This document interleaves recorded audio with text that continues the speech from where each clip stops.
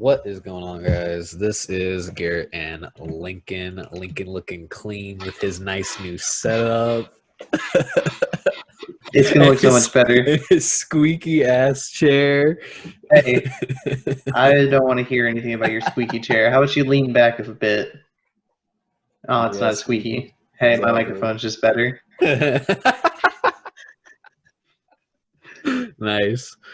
So anyway, guys, we just finished watching episode 5 of the season 4 of the Dana White's Contender series, and we just wanted to go ahead and give you guys a quick little breakdown of all the different stuff we saw. First, for this season, this is actually the first episode of the season in which more than one person walked away without a contract. It's actually crazy because it's not like at the beginning they were giving away contracts like they have been this past few episodes, but there's some great performances that just deserved it. Yeah, for sure. But yeah, so as you can see right here, we have on the screen, we have Lutz versus Gibson, Tucker Lutz versus Chase Gibson. This was, even by admission of Mr. Lutz, he did not believe that this was the best performance he could possibly give, which I thought was very commendable. It's very honest. I believe so as well. He's especially was he the one that said that he owes Dana White a finish? Yes. Okay, just making sure. Yes. This is the one where he walked out. He said, "Sorry, I didn't get the finish. Make sure you get a finish next time." Dana White said, "You owe me one." And Dana White carried out this future promise by making sure that Lutz comes back in November, because apparently they're doing the Contender Series again in November. So he offered Lutz to come back. He offered the other contender, Mixel, to come back, who didn't get his contract. He even offered Nate Smith, who we'll talk about later in our feature bout, at least on our show, to come back as well. So basically what had happened here was it was a pretty good performance overall. Lutz, being the underdog, actually managed to come in and perform exceedingly well against Chase Gibson, who, by my understanding, only had about a week of preparation, didn't really have a whole lot of time to really prep for this fight. I don't know if it looked obvious to you. To me, I think he started strong in round number 1, but I think he did kind of seemingly go off the rails just a little bit. I think that was the game plan. Opportunity to just start really strong, go for the finish. To try to get to the finish in the first round, knowing that you don't have the gas tank to go 3 rounds or to perform your best those 3 rounds. You should, if that's what I'm thinking, is he was like, I have to go get the finish first round and just go for it. And then after he didn't get it, as you like to say now, your favorite coined phrase now is he adrenaline dumped. Yes, my current favorite phrase. But that happens to be not just the first time of the night that we see something like that. As we'll go ahead and we'll move on to the second person who failed to get a contract during the night. We actually have Bogdasarian, Mixel. I'm sorry, I said Mixel. It's Melsik Bogdasarian versus Dennis Zucchia. When I first saw his name, I thought his name was Bazooka. That's his nickname now. That should be his nickname, Bazooka, Bazookia. But yeah, so basically, this was a fight basically coming from Bogdasarian, who's a kickboxing champion, hadn't fought for a really long time, but can come back recently from like a 5-year layoff, something like that, and was going on a tear. And then Dennis Zucchia actually trains out of Staten Island alongside Chris Weidman, alongside his coach Aljamain Sterling. So he's got a really good team backing him up here. And Bogdasarian's team is also widely known. Works with Ronda Rousey and her famous coach. His name escapes me at the moment. You don't need to blast his name out there. Yeah.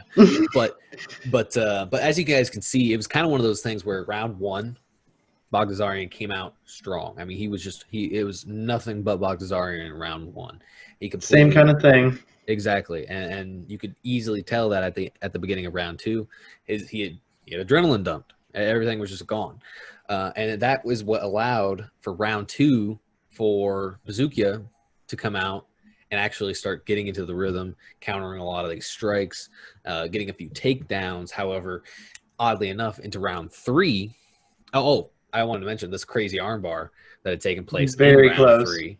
That was almost a complete haymaker armbar that was almost there, but unfortunately, with round 3, much like in round 1, it was mostly Bogdasarian, with Zucchia giving very little amounts of competition, save for this incredible armbar attempt.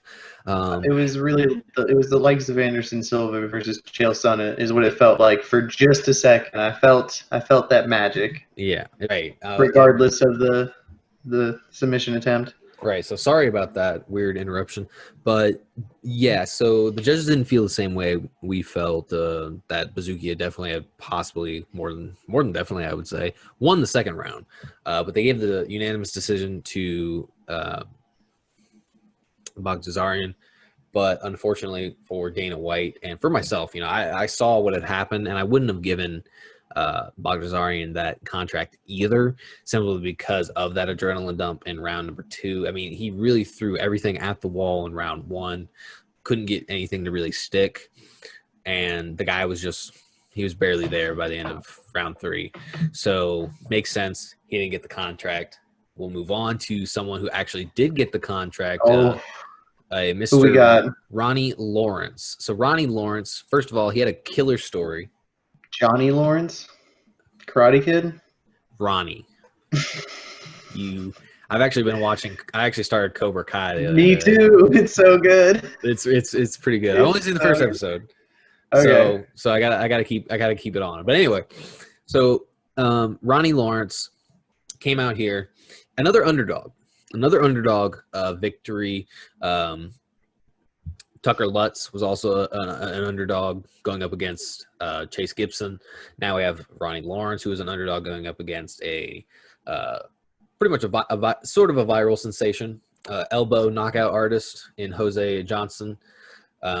Really, what was the big story for Ronnie was that he was just able to really utilize his grappling, and he was able to utilize that grappling, get some killer takedowns. He, as you guys can see, he got definitely a few good kicks. That opening kick in round 3, I think, was just really, really good. That spinning wheel kick. And his offensive pressure was just pretty much on spot all night.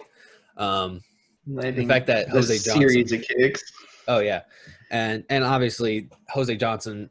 This was really the only time in the fight where Jose Johnson maintained some form of top position. But aside from what this picture would lead you to believe, it was really Ronnie Lawrence the entire fight. I mean, it was just There was a moment where I thought, because like when he put him on the ground for a second and started laying in some punches, his head bounced off the floor once, and I thought, oh, if he hits like 3 more of those, he's going to go out. But then he got back into control, took back the fight.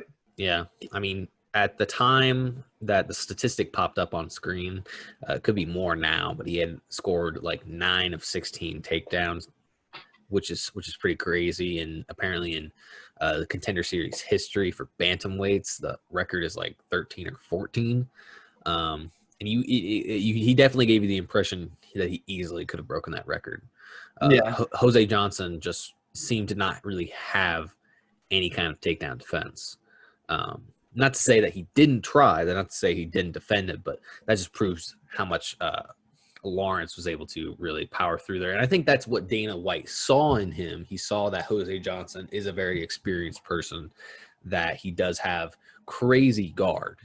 That the first round of just Ronnie Lawrence trying to gain some kind of advantageous position, but with Johnson on bottom, really using butterfly guard, all these things, I mean, was not giving Lawrence any freebies, is my point. And that's why Dana White was like, you know what, you took on a very tough person, so you're in the UFC. So this was someone who made a definite impression on the president and us. So this was Lincoln's choice for biggest event of the night so far. This was William Knight versus Cody Brundage, excuse me. So this was pretty great. These are a couple of light heavyweights. And at first you wouldn't tell by William Knight's height, but the man is nothing but muscle. The guy's got bowling balls for arms. He's got 6 bowling balls in his arms. That's what he's got. Yeah. He's got a fucking rhinoceros for abs. The guy is just fucking built. I mean, look at those thighs. I mean, are you kidding me? His thighs literally look like a tree trunk that's cut in half. Yeah. He's got fucking stumps. And, that's like 4 C's in that thick. Yeah. So, I mean, just the physique on this guy was impressive enough alone. He's got like a 12-pack. Oh, my God. I know, yeah. And what was crazy is that he is a Contender Series, a former Contender Series contender. He has tried to get on the show before. This is his second go-around. He actually made it. He was going up against Cody Brundage, who this man right here. Cody Brundage, his wife has apparently competed in the UFC. She's apparently competed in the Ultimate Fighter. He wanted to follow in her footsteps. He was a wrestler in high school, wrestler in college, and he came in here with the right amount of tools. He actually had William Knight in the opening of this round and arguably could have gotten the stoppage there, but William Knight kind of stalled and attempted to gain a more advantageous position. And it was right here when Cody goes for another takedown attempt. However, this is, as you guys can see, this is where the fight turned for William Knight, and he was actually able to get these elbows. Now, this is where Garrett doesn't think it's a big moment. This is where I get to the point where, no, I think it's a big moment. And we could go either way on this. I'm splitting hairs at this point. But when I look at this, and this is not a good angle, and I've even pulled up some video footage that still may not be a great angle. But to me, it seemed like the elbows that were delivered to Brundage were illegal. I'll give you at least one was illegal. But it's one of those situations where even earlier in the event, you know, my man Mark Smith said if you're gonna hit anywhere, you know, near the back of the head, you've gotta get an ear. You've gotta catch an ear. So basically, when I hear that, anything past this point, it's fair game, is illegal.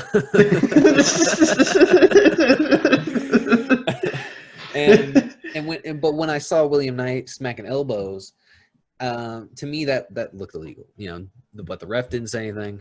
Herb Dean's, I don't know, man. I'm having mixed feelings about Herb Dean these days, but Daniel Cormier said he didn't see anything wrong with it.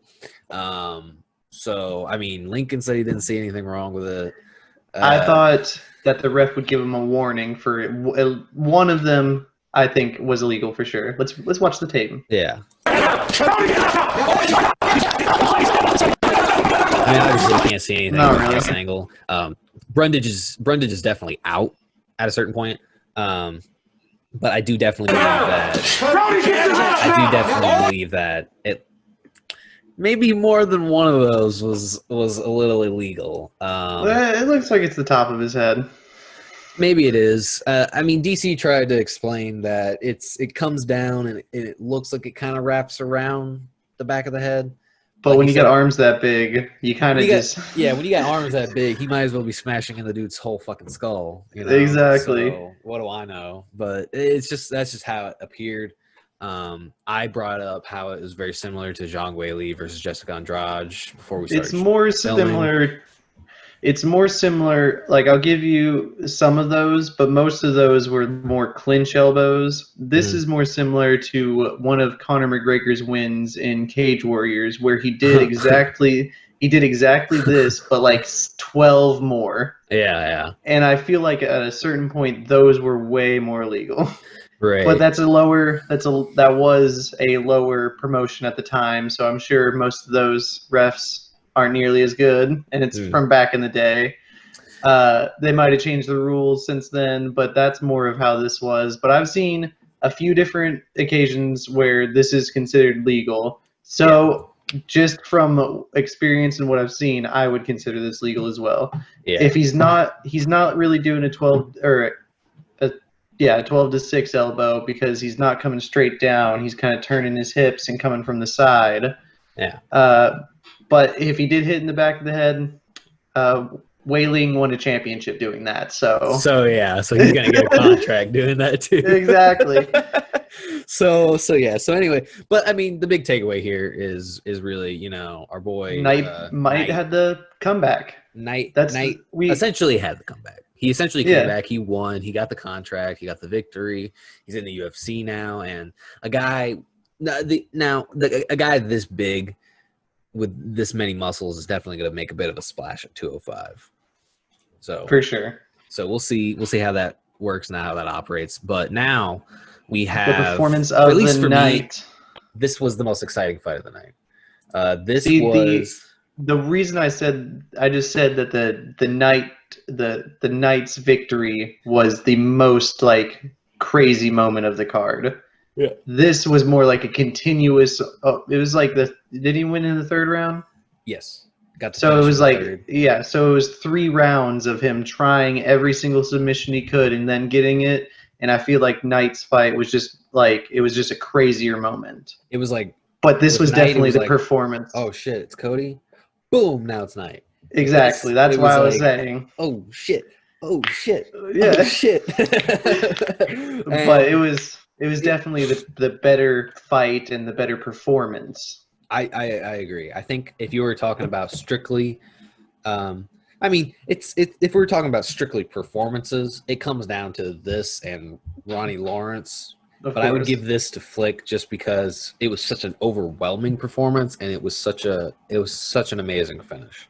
Because and then he had a nickname for the finish. He had a great nickname for the finish, which we'll get to because I want to just talk about. Let's go. Not just the opening, not just that, but how from the get-go, Flick was on top of Nate Smith. And Nate Smith, definitely a tough dude. Competed in LFA, was undefeated going into this fight, had some submission wins of his own, but Jimmy Flick has been in the game for 10 years, has had 13 submission victories. This could have been his 13th, so he basically had a dozen submission victories. So the guy is a fantastic grappler. He knows what he's doing, and he came out here and in many ways he neutralized the striking of Nate Smith just in stand-up alone. But he got it to the ground and immediately is just going for submissions. I'm talking, he's going for Darce chokes. He's going for guillotines. He did something right at the beginning of the first round. He's going for arm triangles. I'm trying to remember what exactly he did. Like as soon as they started, like as soon as they touched the ground, he was already trying to do this.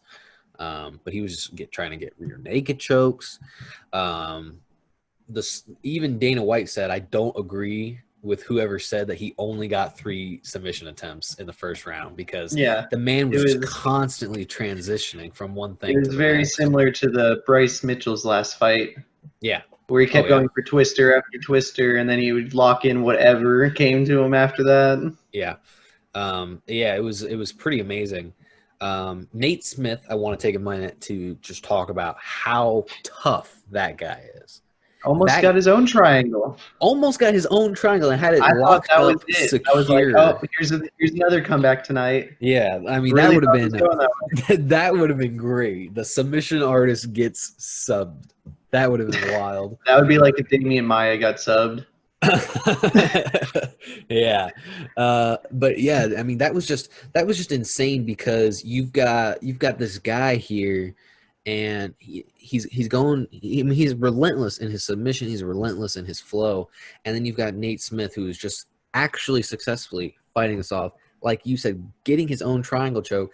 And then to add insult to injury at the end of that round, the second round, Flick gets his own triangle choke and almost locks it up. I mean, he locked it up and he almost had him. He said he heard Nate Smith gurgling. But it was thanks to the fact that there was literally only 10 seconds left in the round that Nate Smith was able to power through. And then going into the third, I mean, for me personally, I was like, at any given point, I feel like Jimmy Flick is going to be able to get this sub.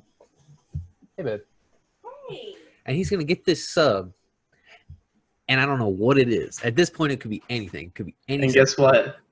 It Guess turned what? out to be He came in with the flick, dude. he came in with the arm flick. Now, what we mean is an arm triangle. But from now No. on, it will be forever known as the arm flick. We have the OSP choke and the arm flick. It's Oh, it's a yeah. new generation of submissions. Oh, Same yeah. ones, different names. Yeah. And I tell you, man, when he got that arm triangle, I'll show it right here. When he got that arm choke, Flick. His eyes started to roll back. Oh God, yeah, it literally looked like they were about to pop out of his fucking head.